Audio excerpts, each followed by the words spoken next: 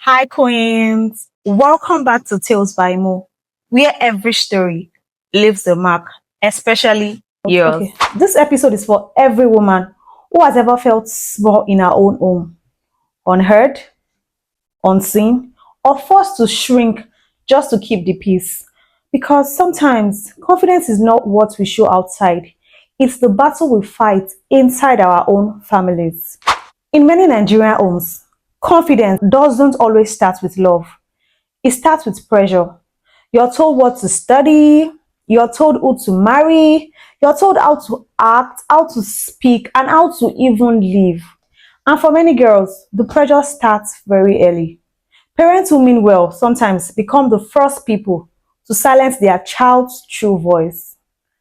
They want you to become a doctor, a lawyer, or an engineer, not because that is your dream, but because that is what they dreamed of being, but could not become.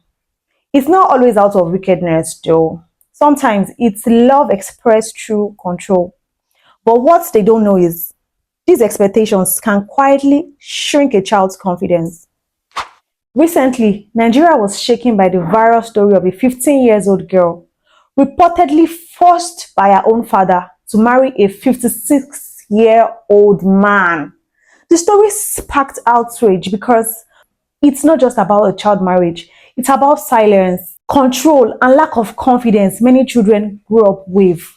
Too many young girls are raised to obey before they can even think. They are told your father knows best or don't bring shame to this family. But when you're being forced into something that kills your joy, your safety, or your purpose, you don't owe silence to culture.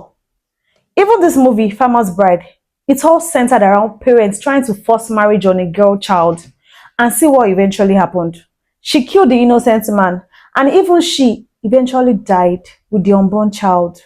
All these things could have just been averted if only she voiced out and owned up to her own choice. Let this episode remind every girl watching you do not have to die in silence. You can speak out. You can reach out to a teacher, a trusted adult, I repeat, a trusted adult, a woman's group, or even a counselor. There are people who will listen, protect, and guide you, mentors, psychologists, advocates. And now we are in a woke generation where social media is just at our fingertip.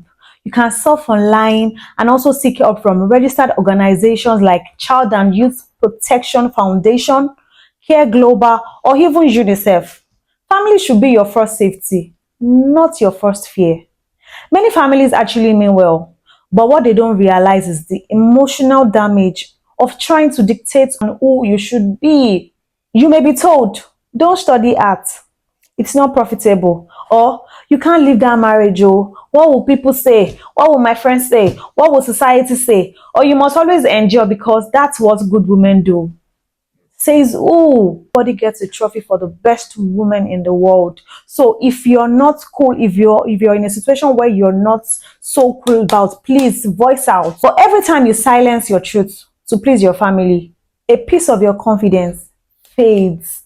Because if the people who raised you do not even believe in your own voice, how would the world even hear it? And yes, they may call you rude or rebellious when you begin to speak your truth, especially as a woman. I have been called rebellious a lot of times because I choose to live by my own fruits and what I strongly believe.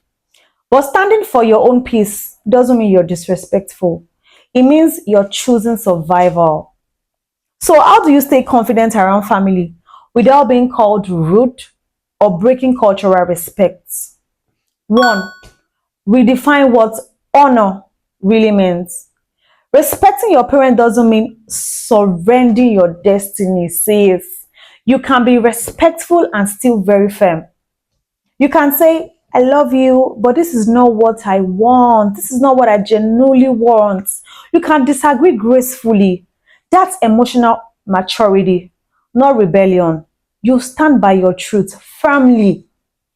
Two, you don't need your family's permission to live your truth. Family blessings is powerful, yes, but it is not the gateway to your destiny. If what they are asking of you crushes your peace, it's okay to step out of that shadow. The old belief that you must always wait for approval to grow, it no longer serves this generation. Let's be honest. Growth begins the moment you stop begging for permission to be yourself. 3. Speak up and seek help. You're not alone on this journey. You can talk to a mentor, a therapist, or even a trusted friend. A trusted friend, I quote. Your family doesn't have to be the only voice that defines your worth. They are professionals and safe spaces that will listen without judgment. Even a conversation with someone outside your home can change your entire mental state. So don't always believe it's only your family that can help you in any situation. 4. Don't carry guilt for choosing peace. Breaking generational pattern doesn't mean you're ungrateful. It makes you courageous. You can still love your family, pray for them, and yet protect your peace for the sake of your mental health. For the sake of your mental health, I repeat, protect your peace.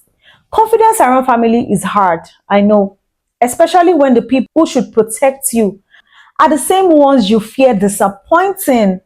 But your destiny is not a family's project. It is a personal assignment. If your family doubts you, don't let that doubt become your mirror. Keep walking in purpose. Keep speaking your truth. And remember, healing your voice doesn't mean dishonoring your roots. Let's talk. Has your confidence ever been shaken by family's expectations? Drop a comment and share your story. Someone out there needs to know they are not alone. Remember to subscribe,